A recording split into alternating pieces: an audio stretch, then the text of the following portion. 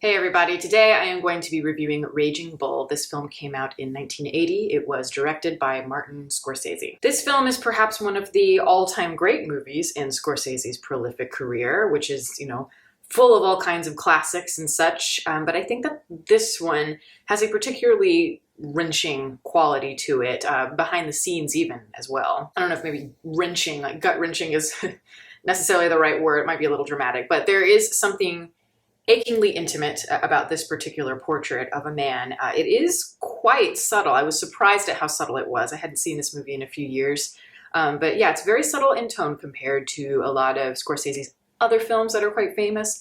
Something that's flashy like Goodfellas or Wolf of Wall Street. It doesn't feel as accessible, surprisingly, even though it is quite a notable classic. It is a movie that's very stripped down and there's a grittiness to it. It's like a muggy sort of melancholia. And you feel that throughout the movie. It's like almost like a haze or like a fog. And it feels like it makes sense when you really look at Scorsese and what was going on in his life around the time that the project was presented to him. He originally had no interest in directing this movie when it was presented to him by Robert De Niro multiple times. He didn't particularly care for sports, especially sports movies and boxing. And I get that. I mean, we do see these movies a lot, like Portrait of a boxer or a great basketball player, or honestly, just that tale. That sort of tale has been done so many times, particularly in Hollywood. The idea of like somebody rising and then falling from grace is a cautionary tale about greed. The rise and fall of a polarizing figure is a very Americana type thing that we have embraced over time a lot. Over and over and over and over and over again in some of our great American films, for sure. I mean, even like a movie like Citizen Kane is perhaps maybe the most acclaimed version of that story, the rise and fall of like a big mogul tycoon, whatever. And then even to the modern classics as well, probably one of more modern one would be There Will Be Blood, which I think is really, really, really great version of that particular archetype that we use. That one has more elements of dissonance in it as well as eccentricity, bordering on parody is how I describe it, but that is a good thing. However, I will say, watching this film, Raging Bull, it reminded me a lot of Raging Bull, but not necessarily those aspects of it, not the flourishes so much, but more in the quiet moments. There are similarities because at the heart of both films, they are just hauntingly simple. Nothing feels superfluous, and it doesn't feel like it was made for the purpose of being accessible to the public. It felt, to me, like it came from something deep inside. And perhaps there is truth to that. Of course, Scorsese was kind of at rock bottom by the time the movie was really presented to him. His health was declining because of drug use, and he had, like a bad overdose with cocaine, I believe, and he's in the hospital. And sources say that De Niro basically offered it to him right there. And in a way, it was kind of his second chance. His health was declining, specifically, I think, because of drug abuse, cocaine abuse. And I think that this movie, in a way, was buying him another chance. It allowed him to kind of occupy his time and get healthy. It's a time of healing for him that could be useful. But in a way, it's also very therapeutic because he can live vicariously through the protagonist, Jake LaMotta, in ways that maybe he couldn't really understand before. Hence why everything does feel so close to the chest. It is very therapeutic, the act of storytelling, of course. You're, finding aspects within yourself and in your memories, and you're projecting it onto this character you're creating or that's on the screen, and you're allowing that empathy to translate to the audience so they can feel it as well through their own experiences. And honestly, I think that this movie does it better than most of the really grand American films anyway. The films that kind of explore these thematic tracings. And perhaps more introspective as well. As I've said, the movie is not nearly as stylistic in tone as some of his other films, but there is an aggression in this movie that just feels like it is permeating through every single scene, no matter what's happening. But most surprisingly, it feels more apparent in the more subtle scenes. I find those scenes to be more painful and more brutal in some ways, maybe not literally, but just in the feeling of them, than I do the scenes that actually take place during the boxing matches. I do feel this movie, I think, more than I do some of other Scorsese films, especially around that period, 80s and 90s in particular. I've talked about how much I admire the craft of Goodfellas, and it is an incredible piece of work, piece of filmmaking, but ultimately it doesn't resonate with me in an emotional way. But that's why I like Raging Bull and why I prefer it so much, is because it is it does feel so pure. It does feel like the simplicity and the lack of flourishes allow the core to really pierce through. It is, of course, famously in black and white, and done more for the purpose of making the boxing matches seem a lot less brutal. Obviously, blood does not look so bad when it's in black and white, but I think having it like that just really works tonally, especially, and it makes everything feel more sullen, more simple. And there's also a timeless quality to it because black and white just, it feels less dated typically than a lot of color films throughout time, I'd say. There is color used in the film, though very rarely. The only time you really see it is in that montage of LaMotta when he's, I guess, you know, he's gotten married, and it's nice moments with his wife and the moments with his brother who's getting married, all done where you're seeing it as a montage of home movies, so you can't hear any of the speaking. It's such a nice contrast because the scenes that we are exposed to as audience members, the black and white ones, they are, you know, messy and very sad to watch and very realistic. But the real moments that resemble any sort of true joy and happiness are only seen in color. There's that separation between the black and white and the color. That color element of watching that montage allows us to be distant from it in a way that feels even more sad. And the fact that there are so few of these moments is also very apparent. And there's a reason for that, because the main character in this, Jake LaMotta, I mean, there's very, very, very, very little that is redeemable about him. The opening credit sequence to me is absolutely brilliant. It's a beautiful image of De Niro as Jake LaMotta, and it really captures his character perhaps in the best way that it could. I love that it's, of course, you know, like I say, in black and white, and it's in slow motion. And, you know, he has his hood on so that his face is obscured, which really kind of adds to that enigmatic, very elusive quality to him. That gorgeous intermezzo is playing in the background, and he's punching the air, you know, like he's getting ready to fight. But just seeing that image, especially him alone and the camera being so distant outside of the rink, because you can see the ropes, there's something just so isolating and painful about it. The title, when the Raging Bull title comes up, it is in red. Now, I think that was actually a mistake. It was not intentional, but then they just went with it. And I think that little splash of red amidst that black and white really kind of says a lot about what you're in for. And it turned out to be one of those happy accidents. I do think that oftentimes, not always, but for the most part, I do like an opening shot or something to really set the stage, set a tone for what we're about to experience. And like I said, it really shows all of LaMotta without ever having to say anything, without him really having to do much. He's somebody that is, yeah, just a toxic person. He's ruthless, he's angry, and he's impulsive, jealous, of course, naturally very violent and primal, defensive. And the center of his identity is very fragile and quite obvious, I think, to anyone who sees him. He can't have real relationships, of course. He certainly can't with his brother, even though he tries, and he can't with his wife, either of his wives. You see two in this film. In many ways, even though you could call him a sadistic in certain ways, he's also very masochistic. And even though a lot of his anger is outward and he projects it onto people in an outward way, the irony is that a lot of it, he wants it to turn inward. He's asking for the isolation. He is asking for the pain, and he sort of craves it.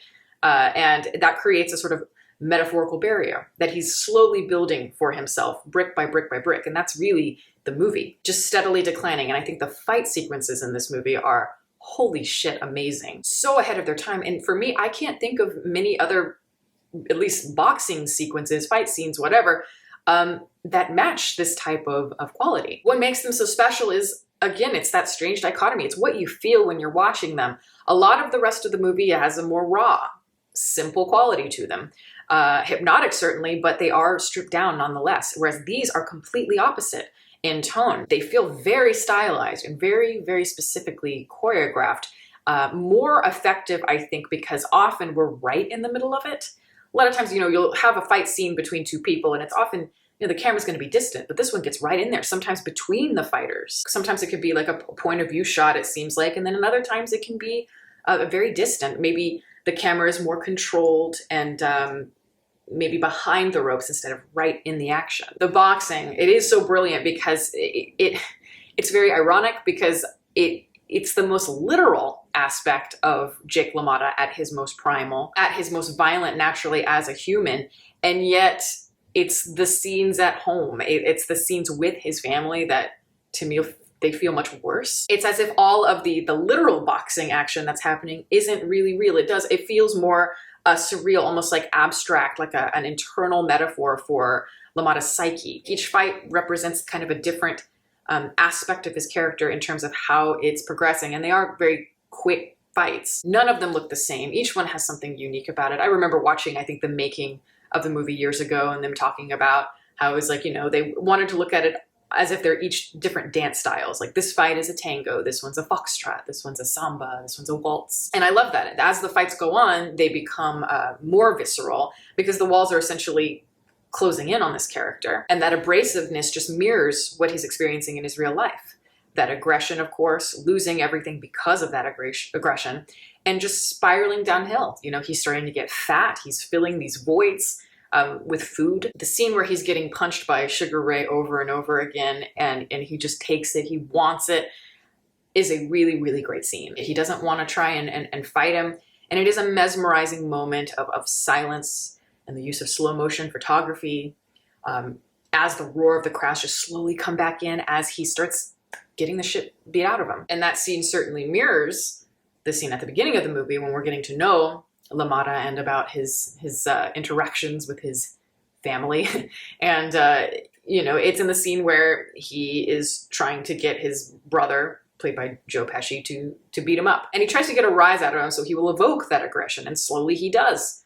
And I thought that was an interesting kind of visual bookends of the two. It's those smaller moments that do resonate. It's the moments between the ones that are more aesthetically driven, the ones that are more glamorous and cinematic, which, again, would be the boxing sequences, but it's the contrast between them that is what makes them so poignant. I do love, after that fight's over, of course, he goes to Sugar Ray and he's like, Ray, like, you didn't get me down.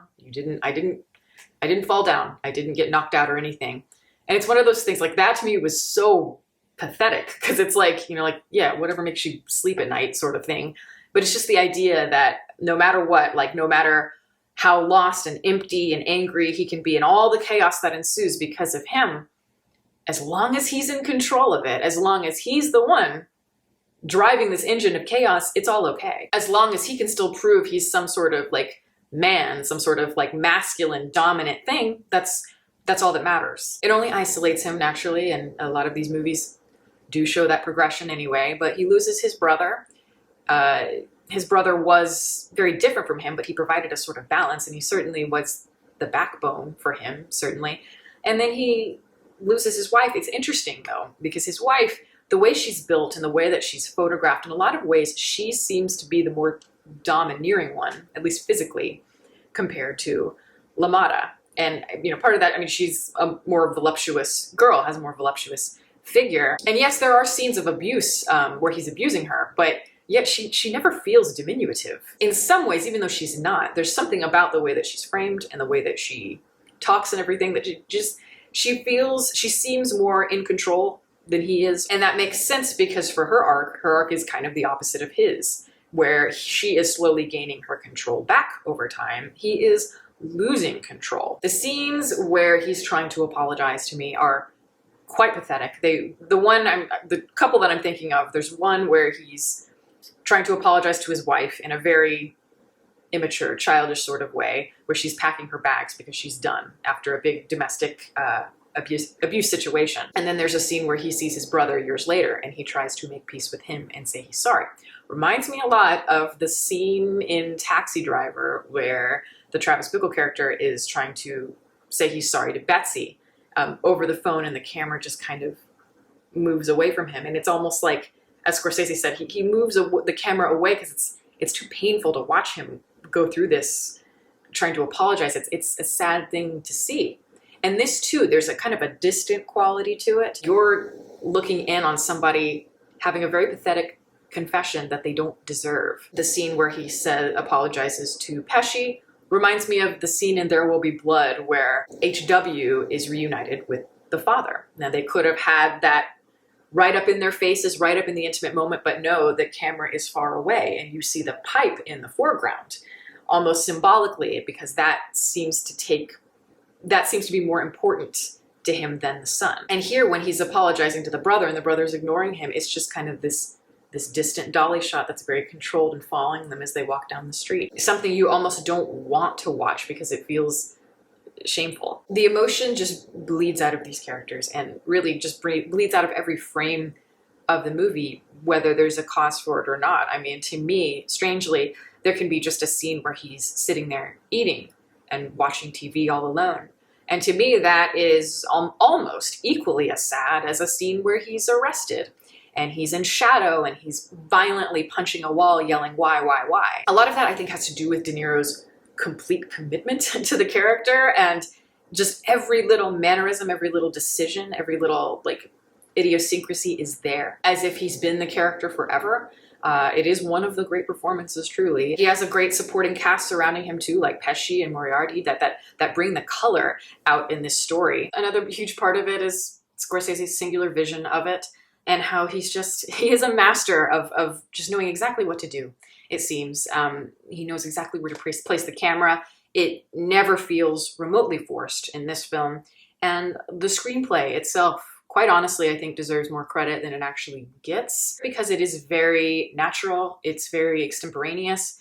It often feels like it's improvised or sounds like it's improvised. These characters stay very much within their vernacular with these real heavy accents and these cliches, to a point where you almost can't even understand what they're saying, but it doesn't matter because the physicality is so at the forefront. But it feels just very real. It never asks for the pathos necessarily. I say this a lot, but it takes a lot of balls to seem so simple and to seem so effortless. This was great. I was struck by just the understated quality of it, the power that emanates from all of that destruction and that intimate pain that's simmering underneath the surface. And in a lot of ways, I do think it is very separate from a lot of his other Scorsese works, and perhaps partially because in a way he's saving himself. And of course, he went on to have a really prolific, great career, still has a great career, still is a legend and doing his thing. And so, that's the power, I think, of storytelling and movies in general, what they can do for you. If you're a cinephile and you haven't seen this movie, I think you owe it to yourself to see it. Don't want it to feel like homework for you, but it really doesn't feel like it to me. I think it's a really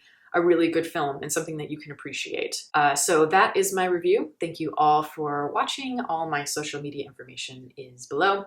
You can watch more videos here, and you can subscribe if you want to. Catch you next time.